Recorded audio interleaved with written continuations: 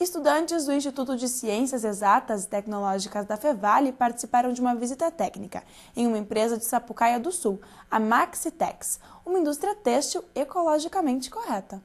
Com quase 10 anos de estrada no mercado ecotêxtil, a Maxitex é reconhecida no Brasil e no exterior como uma empresa sustentável. A história da indústria de Sapucaia do Sul neste novo mercado surgiu após a invasão de produtos asiáticos, principalmente chineses, no mercado nacional.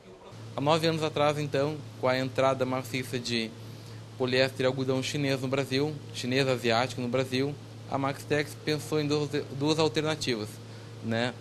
Prostituir o seu produto diminuindo a qualidade e o preço, ou produzir um produto de alta qualidade, sustentável e ecológico. E a segunda opção foi a opção da empresa. De lá para cá, a empresa é responsável por uma linha de moda sustentável. Bermudas, blusões, tênis e bonés, confeccionados através de tecidos produzidos com garrafas PET. Hoje é moda falar em sustentabilidade, mas o que realmente é sustentabilidade? É o desenvolvimento sustentável, né?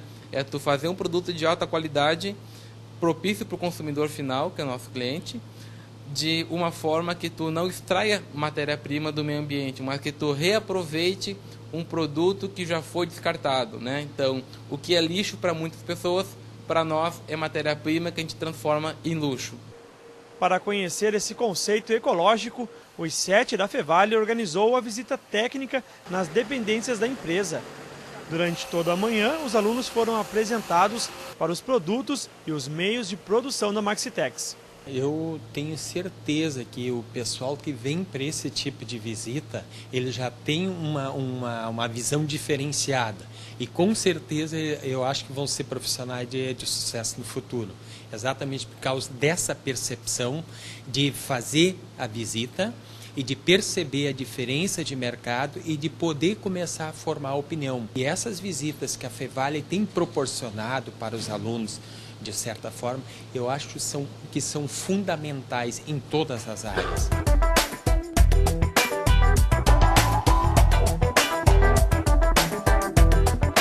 Para a maioria dos acadêmicos que participaram da visita técnica, a experiência foi totalmente nova, seja pelos conceitos de preservação do meio ambiente ou pela organização industrial. O que eu percebi, que eu achei interessante dessa visita, é justamente essa visão diferencial da grande maioria das empresas, uma visão com uma preocupação mais sustentável. Eu gostei do processo de fiação, assim, desde como que é a lã crua, a ver como é que é a torção dos fios, todo o maquinário que envolve.